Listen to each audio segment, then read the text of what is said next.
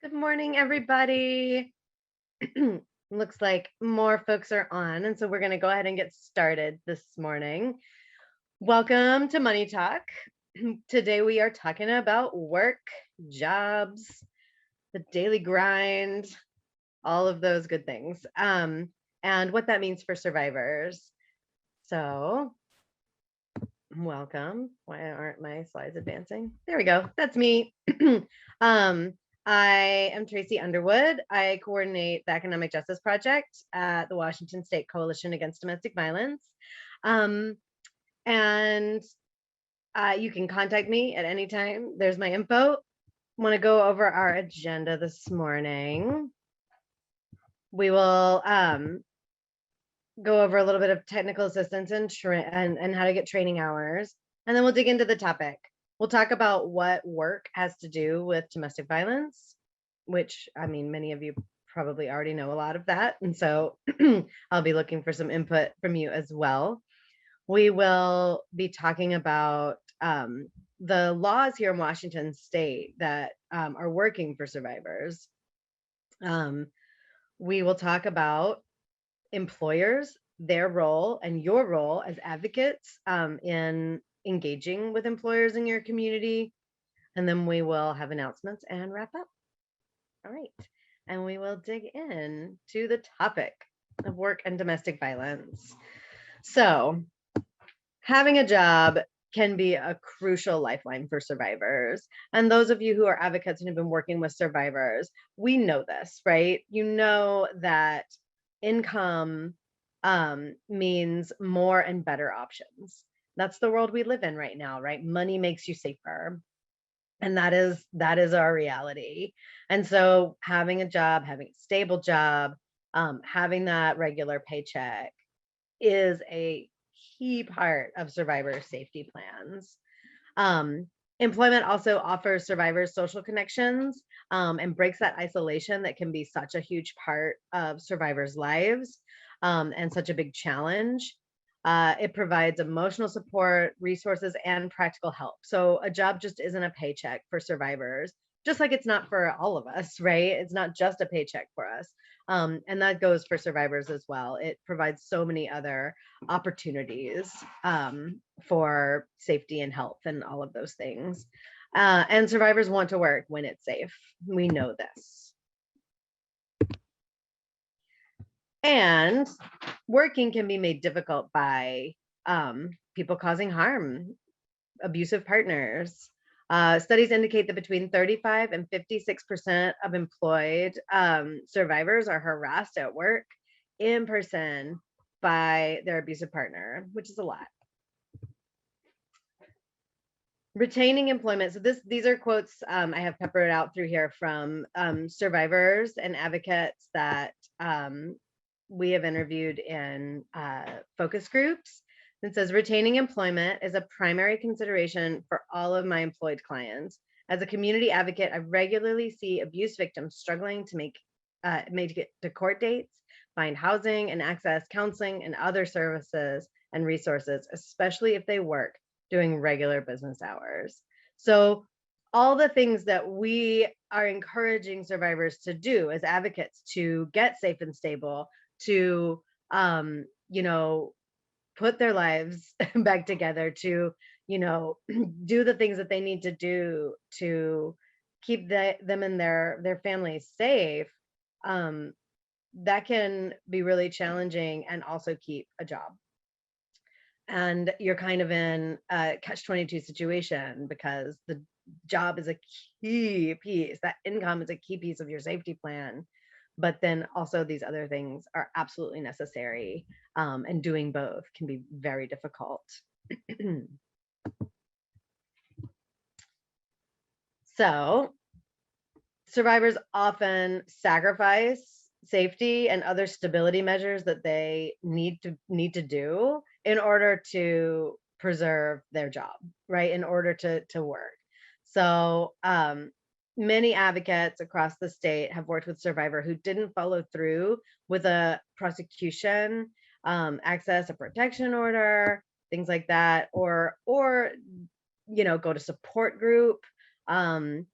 talk to a legal advocate, right? Because they feared negative employment consequences. They couldn't get the time off of work. And here's another quote from an advocate that was interviewed that really underlines how low wage work often makes it more difficult for survivors to take time off. So the consequences for taking time off, especially for those working low wage jobs, prohibit many from participating in anything that is too time intensive. This is especially true if there are children involved, which is another demand on scarce time. Work demands are the most common reason that a woman can't attend support group, even when they have the desire to do so. All right, so domestic violence at home affects survivors at work. And a lot of times we don't understand exactly how this happens, or employers don't understand that what happens at home can affect the workplace. But we have a lot of data now that tells us, gives us a lot of information about this. And we will later on go through the workplacesrespond.org website, which is from Futures Without Violence. It is packed full of really great information and resources for survivors, advocates, and employers, which is really great. So a lot of this information is taken from that website. So violence against women affects the workplace. So violence does not always result in workplace violence, but when it does, it can be lethal. And that's usually when we hear about it. You hear about, some tragic occurrence happening, on the job at a workplace. And later on, you find out, it was a domestic violence situation. More typically, though, violence outside the workplace interferes with the ability for survivors and for those who cause harm, for those who are being abusive to work, right? It affects everybody. In one study, 1 in 5 workers experienced the impacts of intimate partner violence at work.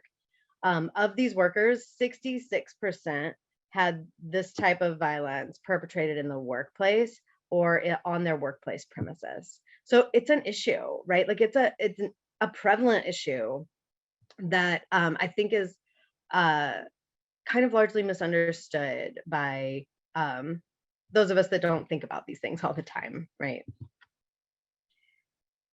So in 2018, a national survey of domestic violence survivors found that 83% of respondents reported that their abusive partners disrupted their ability to work. 83%. That's a lot. So among those who reported experiencing one or more disruptions, 70% said they were not able to have a job when they wanted or needed one, which we know is really common. 53% said they lost a job because of the abuse. 49% said they missed one or more days of work. 18% missed out on a promotion or a raise. And 38% said they lost out on other work opportunities. Abusers frequently seek to control their partners by actively interfering with their ability to work. So one study of domestic violence victims found that 44% were left without transportation when their partner hid the car keys or disabled the car. So it's just like one example, right? Like transportation is sabotage is a big issue. So I would like to know in the chat, how else do you see this happening? What else do you see when you work with survivors that, how else do you see their abusive partners interfering with their ability to get or keep a job?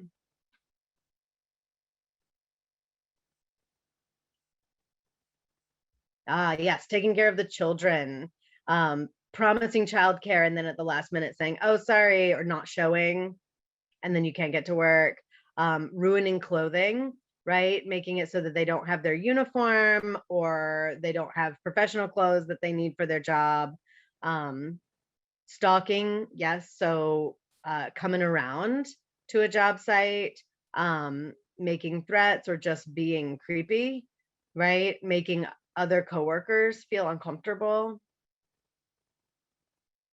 What else?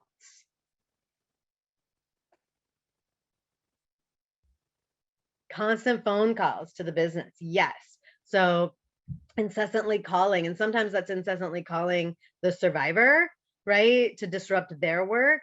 And sometimes people who are causing harm in their relationships will call other people at the business, or will call their boss, their partner's boss, to you know, badmouth them, to like say terrible things about them, to try and get their boss to fire them. Breaking eyeglasses, yes, and other things that survivors need to be able to function in their workplace. Yep.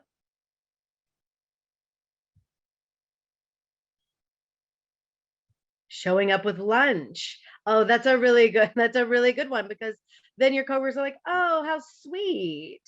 Your partner is like bringing you lunch. My partner never brings me lunch," right? But if it's if there's a power and control situation happening, right? If there's abuse going on in that relationship, that is not a fun thing for that survivor, and that is manipulative, and letting that survivor know, like, I know where you are. I can show up at any time. Don't try anything, kind of a message. Yeah. It's very manipulative. The ways that abusive partners are trying to sabotage a survivor's ability to work. And it makes sense, because work, like we said earlier, is a place of support, oftentimes, for a survivor, right? It's a place where they aren't as isolated as they maybe normally are. It might be one of the only places they're allowed to go. It's a place that abusive partner doesn't have a lot of control over. And so these tactics are used to try and exact some control over what's happening at work. All right. And I mentioned this a little bit before, but domestic violence affects coworkers as well. So, as the perceived and real danger increases for, one employee, the person who is experiencing harm in their relationship, the level of distraction and fear for coworkers also increases. And also, oftentimes, just like having to pick up for that worker whose productivity is plummeting because they're having to deal with this sabotage from their partner all the time. If you've never watched the movie Waitress, I highly recommend it, because it's a good movie. It's old. It's from like 2000. But there's some really great scenes in there. The main characters are in an abusive relationship. And there are many ways that they show how money and like work really play into that, and how Earl, the abusive partner, it calls her at work, has come down and made a scene before, all of those things, and how it affects her coworkers, and her coworkers are her friends. Like, it's a small town and she's got this support there. But when he calls, or when he comes down, and when he disrupts the flow at work, she's a waitress, her coworkers have to pick up her tables, right? They have to pause what they're doing and reevaluate the situation and do things that protect her, because they are concerned for her, right? So it affects everybody. It affects workplaces. And that's an important thing to think about and to remember, especially going forward, and thinking about not only working with individuals, but later on, we're going to talk about engaging with employers, and what they can do, and how you can help employers in your community think about this. And that's an important factor, is that it can affect coworkers as well.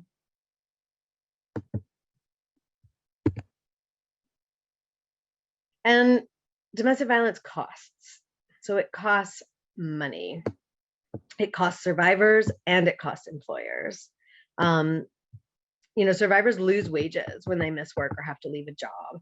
Recent estimates indicate that violence in the home costs American companies an estimated $8.3 billion a year, billion with a B. That's a lot of money.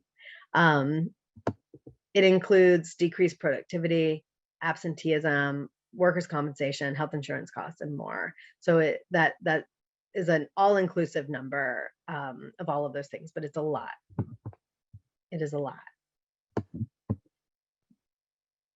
And the point here is too, it can cost us less if employers and our programs and advocates and survivors are all working together, right? If there are ways that employers can play a role and can play a preventative role and can play a role that can help survivors who are loyal employees do what they need to do if everybody's working together and understands the dynamics. So that's the goal here, is to really help survivors get what they need at work and to help employers understand why it matters to them. All right. So I want to dig into the laws that support working survivors here in Washington State, because we have a really solid collection of statutes that will help survivors keep their job and do the things that we were talking about at the beginning that advocates and survivors were saying they couldn't do or were struggling to do, like both keep their job and find housing and go to support group and deal with the legal system and all of those things. So this is part of our poster, and you'll have a link to where to download our poster in the resources section of this webinar. But if you are experiencing harm in your relationship that's impacting work, or if you're being stalked and receiving unwanted advances, or if you are coping with the impacts of sexual assault, you are able to access these laws.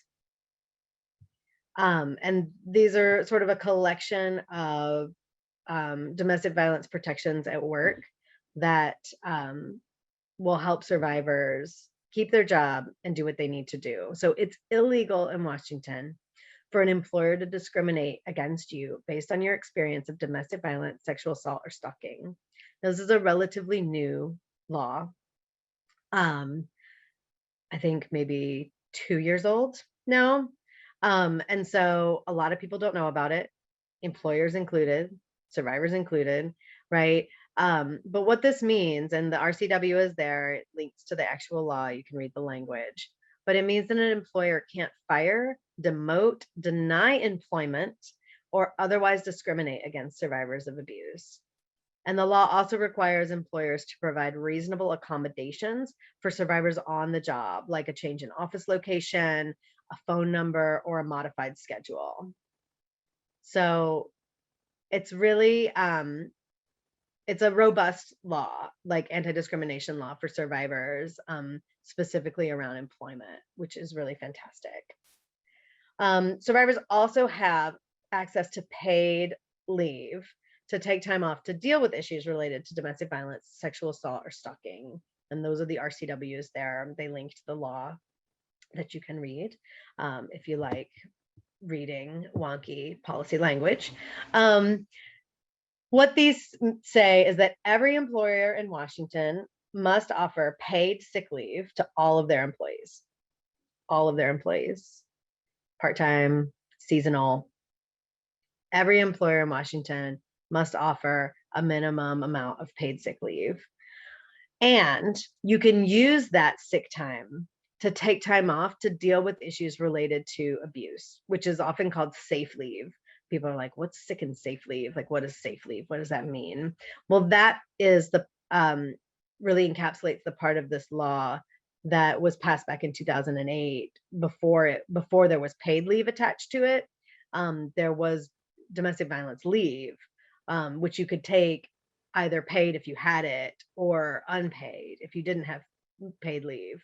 What we found is that, and what we knew would happen is that survivors, especially in low wage work, they couldn't access the protections against that were afforded to them through this DV leave law, because they couldn't afford to take unpaid leave, and they didn't have any paid leave offered by their employer. At this point, everybody should have some paid sick leave available to them through their employers, and they can use that to take time off to deal with these issues related to domestic violence, sexual assault, or stalking. The safe leave can be taken all at once or intermittently, and that's important to remember. So if, for example, someone is tied up in court with their abuser and they want to, they need to take time off for the day before a hearing, and then the day of the hearing, to prepare and to do that.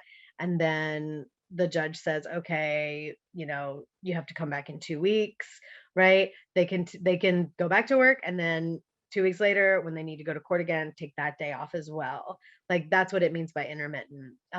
You can take a little bit of time to settle kids into a new school, and then a couple of weeks later take some more time off to like dig into house hunting or like apartment hunting, right?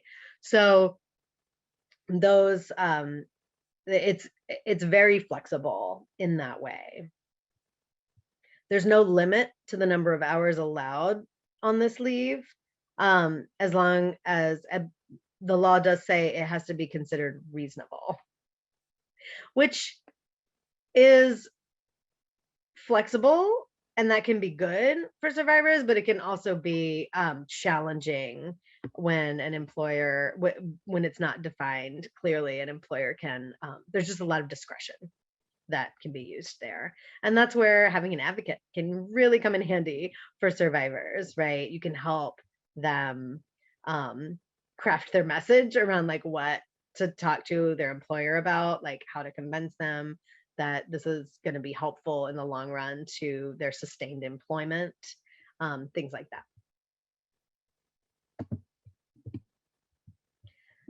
So who the leave law affects? It applies to employers of all sizes.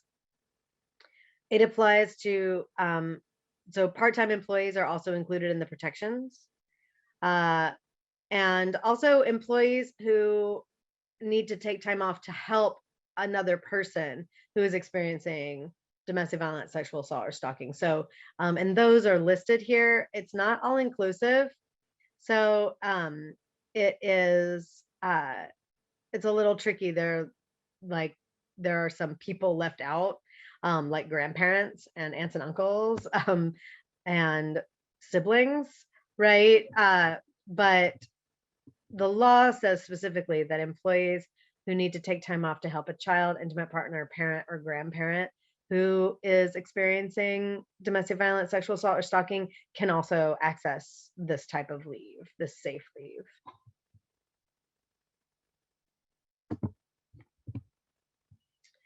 So how to access these protections in this law?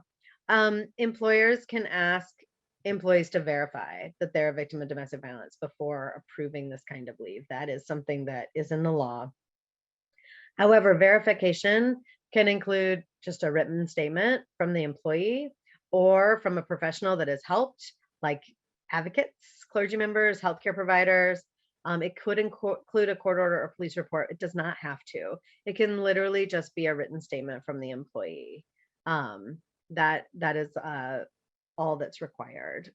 And employers may not ask for this, but they have the right to ask for this under the law. I already talked about how this type of leave can be taken all at once or intermittently, and that can be paid or unpaid.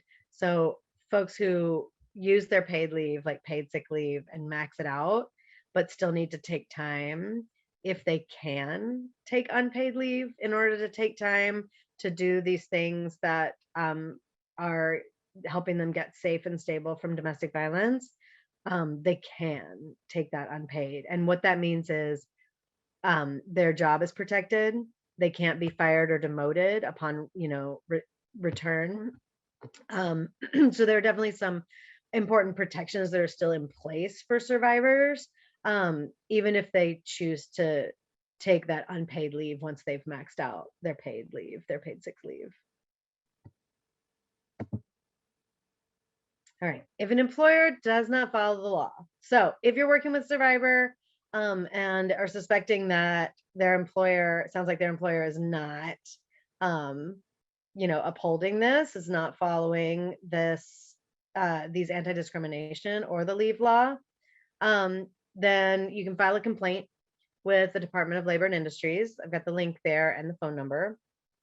And that's that really is, step one. They can also, if they have resources, they can take the employer to court, but they would need an attorney for that. And they're, that is harder to do. But you can also, contact legal aid services, or, if someone has the resources to do that privately, then that they can certainly do that as well. But filing complaint with Labor and Industries also is important, so that because they're going to keep a record of employers that are consistently violating these laws or have complaints about them, and that's how they will decide who to investigate, right? So that's an important step as well. All right, before I move on to the next law, because that was sort of a cluster of laws that are kind of all similar and they go together. Before I move on to unemployment insurance, does anybody have any questions or comments about the DV leave law or the anti-discrimination law, the employment discrimination? All right, Kyle says, what if an employer finds another way around and says the employee is not a good fit for the company? And that's always possible, right? Like, that's the thing about, that's we are an at-will state. We have at-will employment here in Washington. And so, that's a possibility, and that can happen certainly if the employer knows about this law and is aware of it and wants to work around it. Sometimes they don't know that this is the law, and they'll just blatantly put in writing somewhere that, like, they're letting you go, or they'll say, I'm letting you go because your partner is coming around all the time, and we can't have that, and that's a liability for us, or you're like, they are causing a disruption, so I'm gonna say goodbye to you. And if that's the case, and if you've got evidence of that, and if there's, a paper trail or witnesses or whatever, then a survivor has a much better case, around that this person violated this law. Even still, it's a process, right? Some survivors are going to want to fight that, and some aren't. And, because the burden is on the survivor, right, to prove that their employer broke the law. And that's the way it is with like all the anti-discrimination laws, right? Some people are going to want to have some people are going to have the energy and the time and the resources to fight that, and some are not. And that's just going to be something you can talk to survivor about, right? Say, like, these are available to you. Do you want to pursue this, or do you want to go a different direction? Yeah. And hopefully too, right? Like, those conversations will probably happen, and you will encounter that with survivors. But in a minute, we're going to talk about the other piece of this, which is, what's your role? What are your role as advocates in the community around engaging the employers in your community, engaging small businesses that you have relationships with, or medium or large businesses that are big employers in your community, where you see a lot of survivors who have the same who work for the same company. Hopefully too, that work of engaging employers will help them understand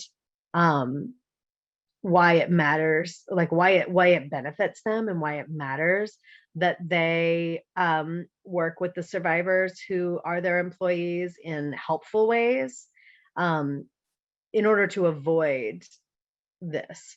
Because I mean, most employers are going to want to avoid a lawsuit, right? Like they're not going to want that liability. And so if they understand the law and they understand that they're, that they, by acting poorly, right, by doing the wrong thing in some of these cases, could really come back and bite them. Like many employers are going to want to avoid that for sure. So we'll move on to unemployment. So this was a bill that passed back in 2002, so it's been on the books for quite a while, and making it possible for survivors who must leave work slash quit, right, due to domestic violence to be eligible for unemployment benefits. So most of the time when you just like peace out of your job and don't get laid off or have other reasons, then you're not usually eligible for unemployment. So this law makes it so that survivors who have to leave because of safety issues, because they had to relocate, because they were being stalked at work and did not feel that they could sustain that any longer, right? Like there's many reasons why someone might quit due to domestic violence, but they are eligible for unemployment. So yeah, and the law says specifically an individual is eligible for unemployment benefits if leaving work was necessary to protect the individual or the individual's immediate family members from domestic violence or stalking. So again, it's broad. It's been on the books for quite a while. I've worked with many advocates who've said that it's pretty easy to help survivors get this benefit, right? Like, oh, you had to quit because of domestic violence. Okay, like this is the pathway to get unemployment now. So let me know if like I haven't heard from anybody in a long time about this. I used to hear when people were like having struggles with it or weren't getting what they needed through that, and it seems like that has gotten really streamlined and isn't an issue anymore. But if survivors are having trouble accessing this, please let me know, because I would like to know those things and be able to like see if it's something more systemic that has shifted, or if it's just maybe new staff that don't understand the process.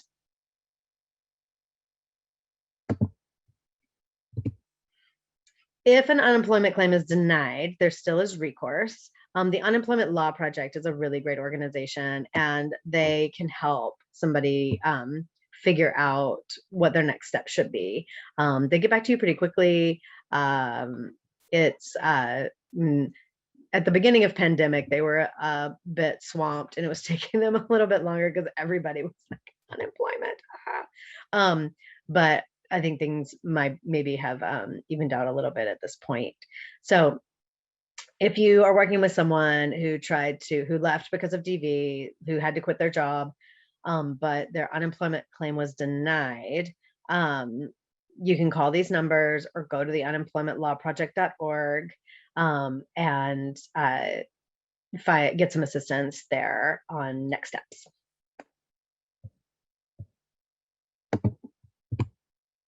All right, a quick reality check, because gaps still exist for a lot of folks with regards to unemployment. Some folks who work for employers that don't pay into the unemployment system, people who work under the table, migrant farm workers, other folks that are doing work, and which oftentimes includes many survivors, right, who are doing work under the table, gig workers, right, people who are Instacart shoppers or driving for Uber, not not necessarily eligible for unemployment benefits. So that is a gap. What can employers do? I want to talk a little bit about that, because we've talked about the laws that employers are supposed to follow and that are, offer protections for survivors. And we understand, we've heard from survivors and advocates as far as how, what the hard things are about work for survivors when you've got somebody in your life actively sabotaging, many aspects of your life, including trying to control what happens at work. Employers have a role. And I think sometimes employers, depending on who they are and what their experiences are, they don't understand the dynamics of domestic violence. They don't necessarily understand what they are, how they can help. So they think that by getting rid of anybody who is dealing with domestic violence, they'll just get rid of the problem. They won't have to deal with it, without understanding that because of the prevalence of domestic violence, you're going to have employees that are experiencing it. I mean, even smaller employers, right? You have employees who are surviving domestic violence, and employers can play a key role without being a counselor, without having to understand all the ins and outs, without having the expertise that y'all do as advocates, right? They can still, in their role as an employer, play a big part in helping survivors stay safe and stable and keep that income. Yeah, Teresa says employers can add security guard or cameras, and that's true. Sometimes security is part of it, but it's not everything, and it's not necessarily what all survivors need, but that can be helpful in certain circumstances. So employers play a critical role, and those who do understand a little bit about the dynamics of domestic violence and how it adversely affects work, right? How it impacts them and their business and their other employees, they can take proactive position on supporting survivors to maintain their jobs. And convincing employers can be challenging sometimes, but there's a lot of good information out there that can help them understand. And you don't have to be an expert in all of those reasons either, because there's all of this information, the good information out there to help everybody. So these are 6 reasons why employers should address the issue of domestic violence.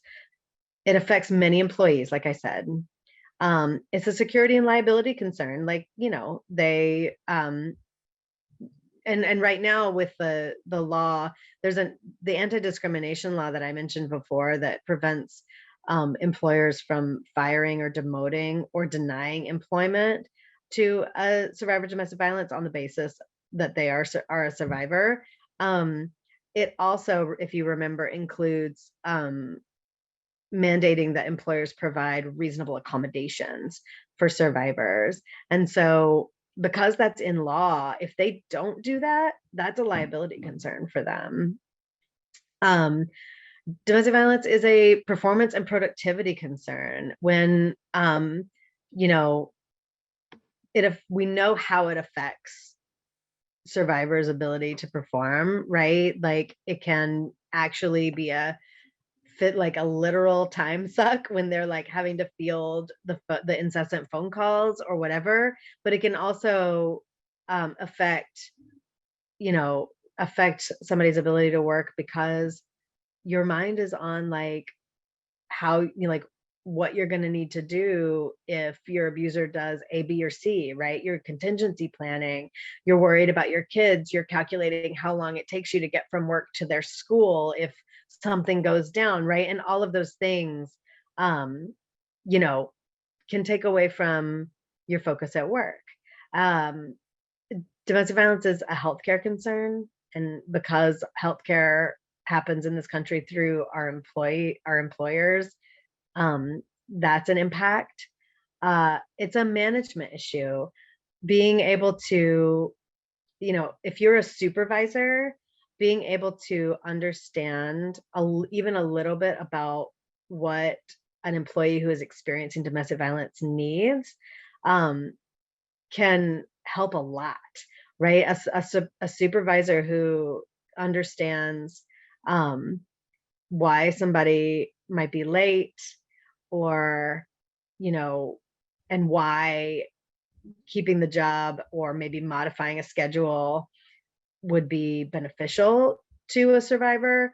That can be really key for everybody. And it's a win-win situation when the employer, the company, the organization, whoever, right, can work with a survivor to make them both feel more stable and secure.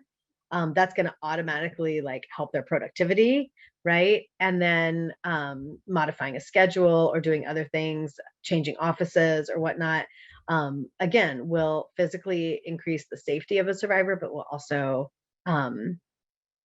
make that survivor more productive, more focused at work. And then the employer gets, what they need as well.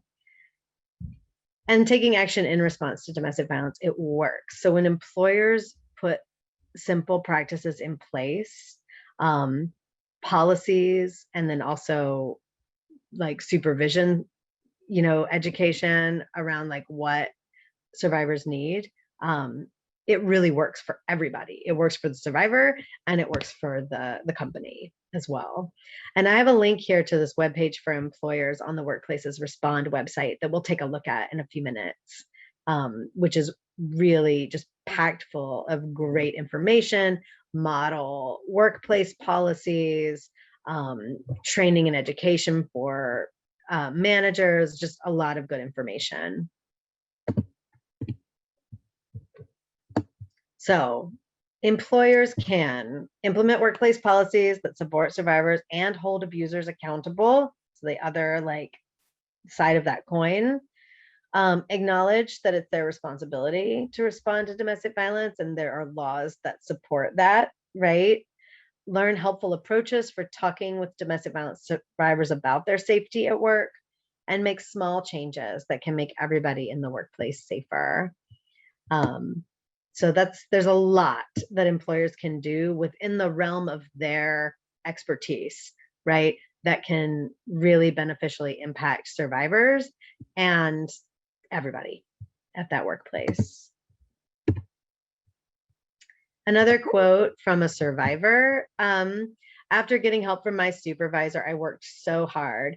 I gave as much back as I could to her. The fact that they had been there for me through the rough stuff gave me a sense of commitment to the work. If you just stick it out, what a loyal employee you get in the end. And I love this quote because I think it rings so true, right? And I think it's something that can really help employers understand, right? It costs employers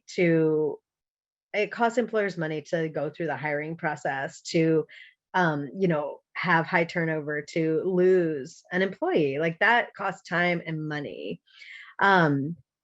It costs less to invest in some education and some resources and figuring out policies that will support folks experiencing abuse in their relationships. And it's worth it because there's going to be people at workplaces who are experiencing this.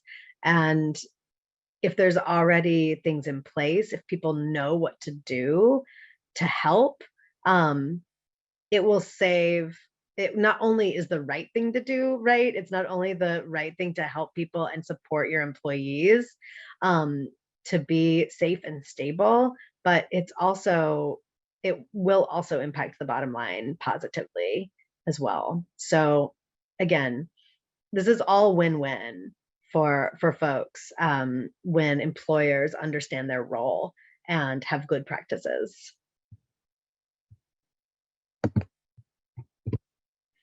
All right, so how to do that, right? engaging employers in your community. So here are a few ideas about how to think about that, how to start that when you're doing outreach. If part of your job is being out in the community, there are ways that you can start. So visit your local large employers, let them know about your program and services. Say, hey, we're here. This is what we do. We know a lot of people experience this. You've probably got employees that do, and you can get a sense of like how people are thinking about that. Like, are they interested? Are they like, oh my gosh, I'm so glad you're here because we did have this issue? Or are they like, nobody here has that issue, or we make sure nobody has that issue here, right? Then it really will tell you like, okay, I was like, we'll be talking to you later about more stuff.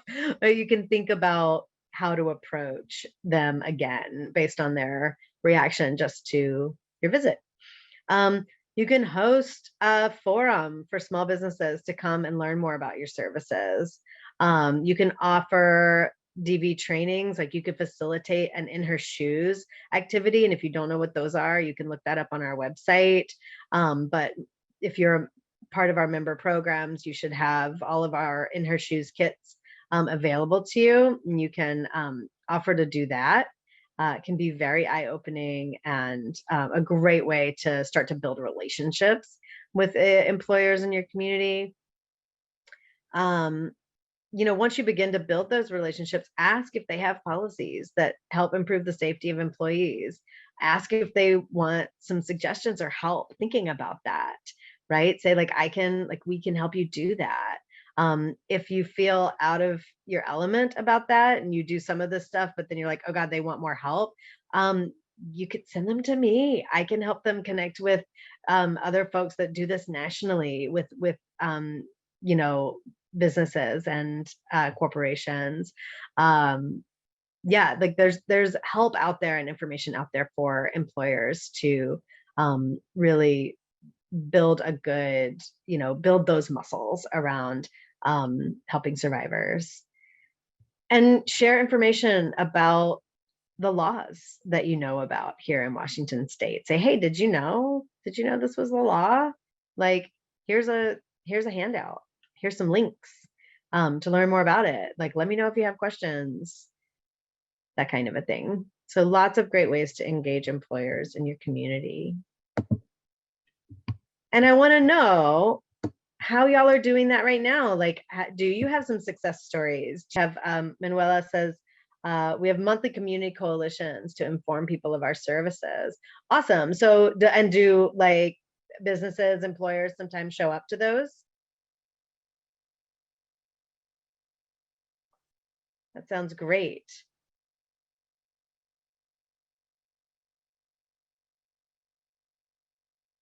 Dan says we haven't had much engagement with employees in Kitsap, but it's on our list. Excellent. Yes.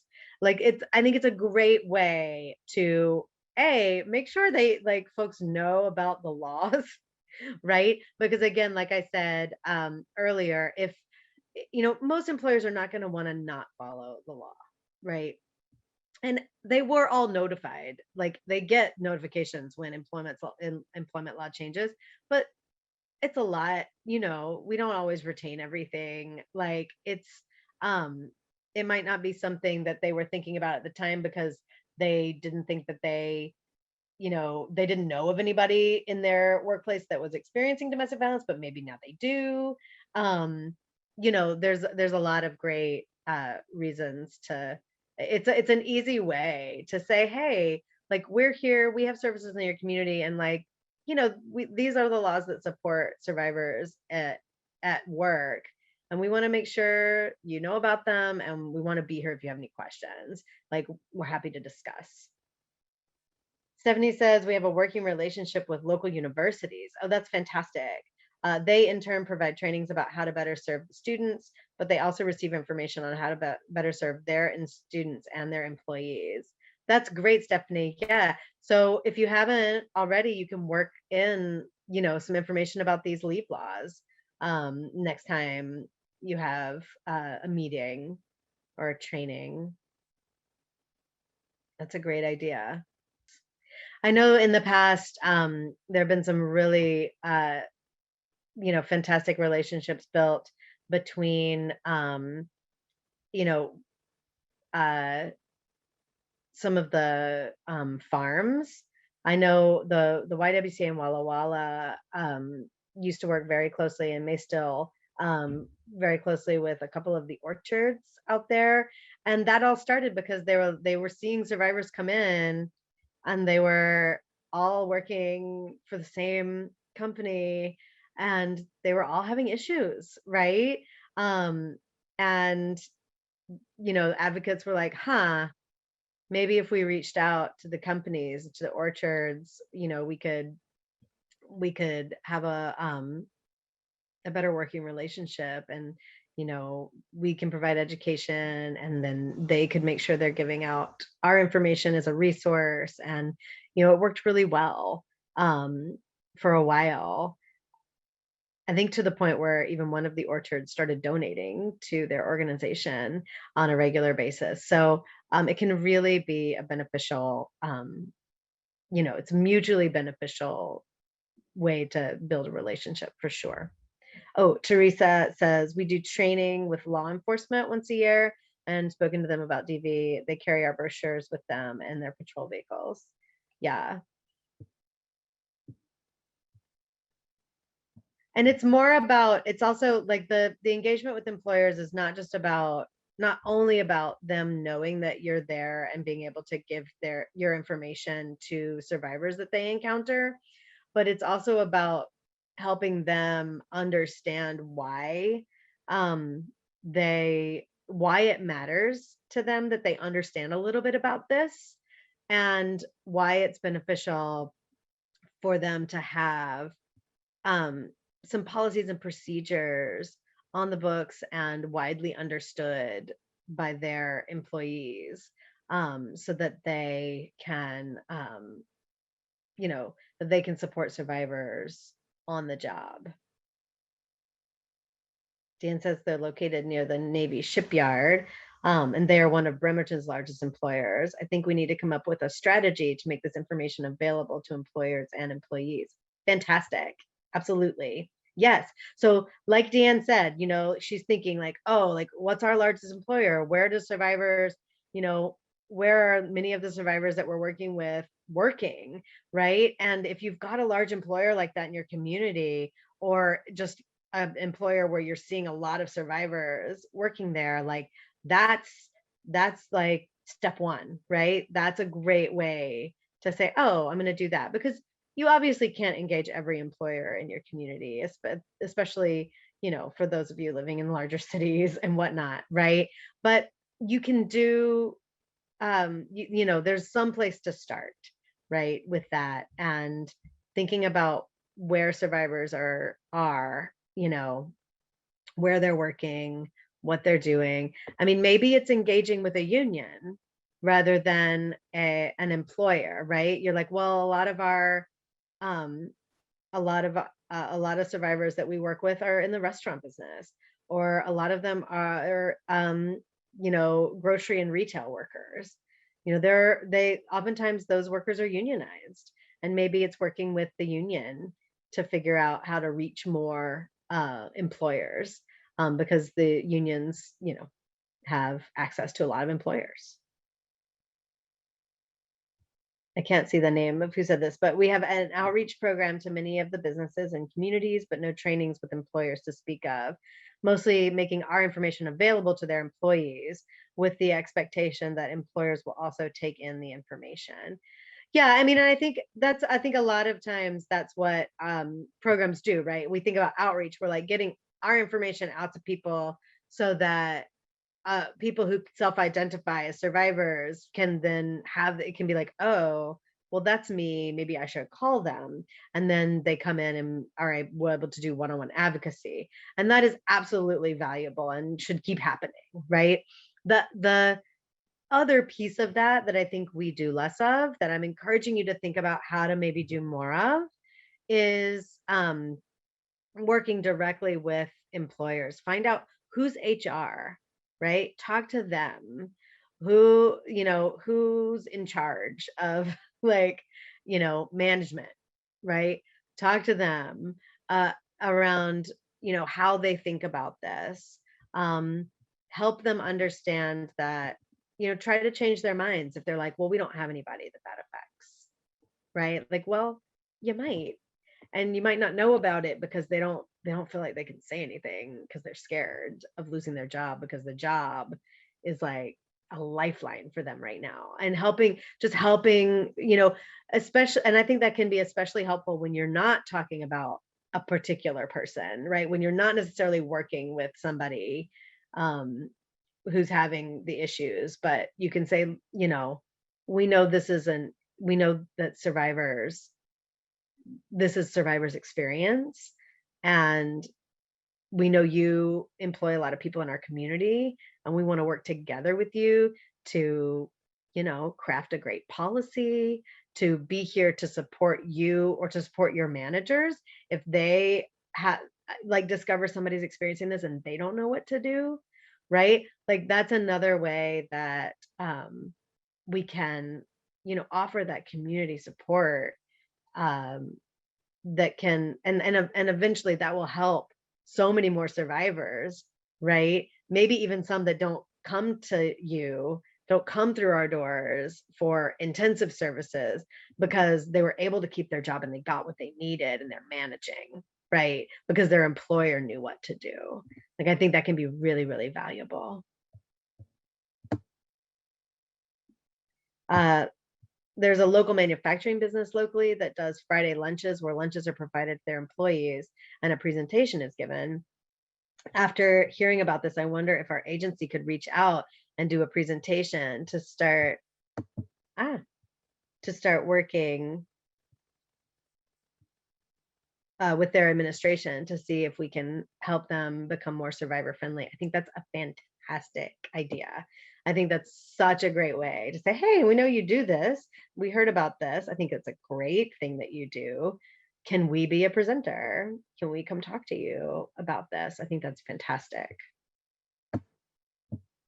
Yes, I love the ideas that are happening here, and I can hear the gears turning in your heads about how to make this happen and how to engage employers, and that excites me because I think it can be I think when we can engage employers in a really meaningful way, and we can offer support and resources to them to do the right thing when they discover that an employee is dealing with domestic violence, they'll be so much more equipped the next time, right? And the next time and the next time. And like I said, survivors might even just get what they need there because they don't lose their jobs, or they're able to get the leave they need, and they're able to take care of business without necessarily needing major crisis services, which is fantastic.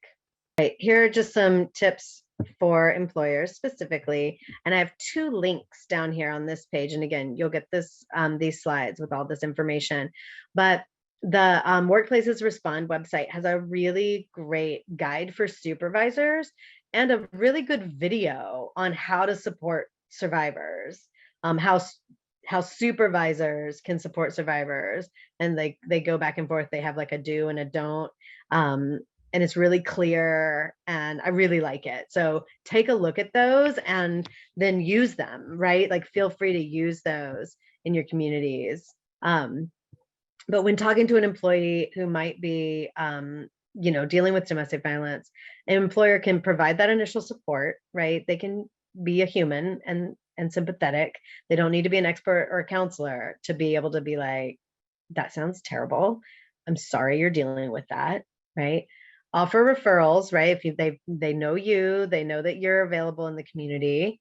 Discuss ways that might help this person stay safe at the workplace. So like, okay, what can we do here to mitigate some of the stuff that's happening, some of the sabotage that's happening by your partner, and just remembering and helping them, remind them that they don't need to be an expert, they don't need to be a counselor, that what they can do in their role as an employer is really quite valuable. And a survivor quote: I remember the first coworker who asked me if my fat lip was caused by my ex-husband. He may have felt that it didn't do any good or that was wrong to ask, but by asking that question, he planted a seed in my mind that what was happening to me wasn't right. So just even a simple, like just a simple example of how having a job for a survivor isn't just about the paycheck, right? But how it provides that opportunity for connection and breaking isolation, that can really make a big impact on down the line for survivors.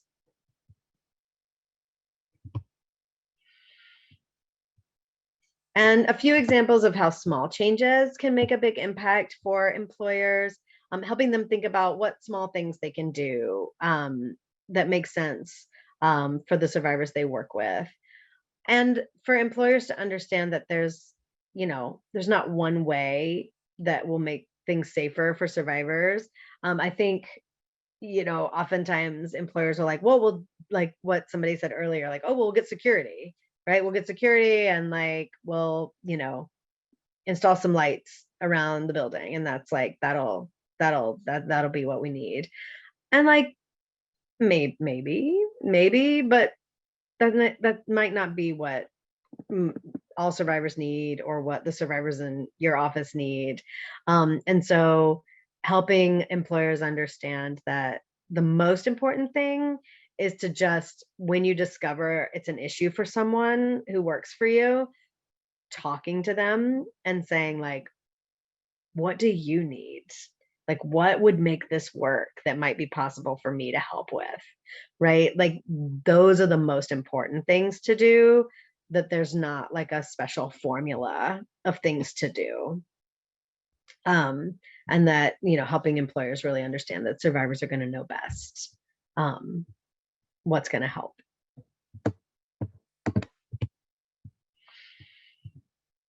All right. So this is really all about making work for survivors, right? It's important to, to talk about safety at work with the survivors that you work with as a part of that safety planning process. If a survivor is you're working with a survivor who has a job, what are the things that she can do to make her experience at work safer? What are the things that you could suggest that, might help? If a survivor isn't working, there are safety considerations for how they go about looking for employment. And it really is your role as an advocate to help survivors think through these details. This is part of the safety planning process, right? Like work, it should be part of that.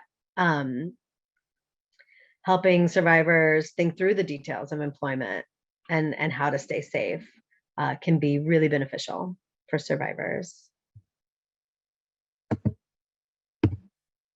All right, and the resources that I promised.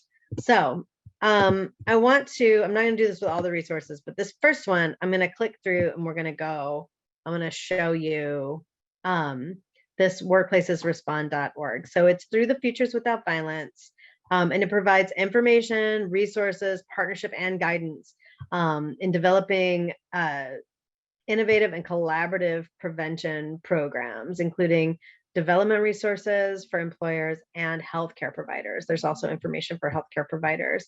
It's just a really great website. I like geek out on it all the time. So I want to show you because I think it's just so great. So this is it, workplacesrespond.org.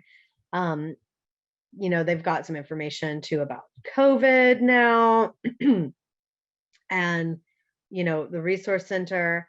But what I love the most is down here, they have, if you're a survivor, an employer, an advocate, or a coworker, right? They have a sort of collected thing. So, there's a whole advocate page, resources for advocates.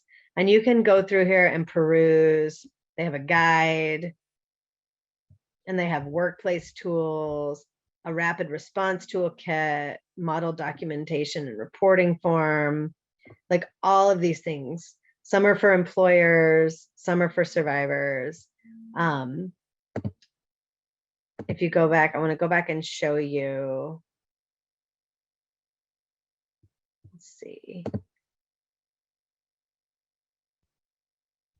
The where'd it go? The employer one. I think this is really helpful if you're doing that engagement with employers in your community and they're feeling at a loss for where to even start. Just giving this to them and being like, take a look through here. It's really user friendly and it has a lot of information about, I love this tips for creating a resilient workplace. And it's all about just like, not even specifically domestic violence, but just how to be a healthy employer, right? Like how to have a healthy, happy workforce at your organization or at your company. Invest employee well-being, create safe, inclusive, and welcoming workplace environment. And then they have more information and tools on how to do that for employers. It's just really great. And I had shared earlier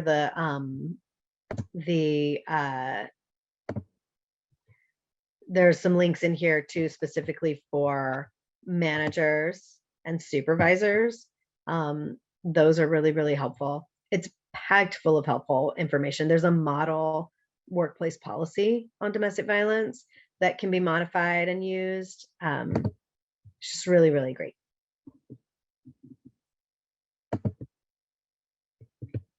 Some other resources, we have our Survivors' Rights at Work poster that you can put up in your office or hand out to the employers that you're building relationships with.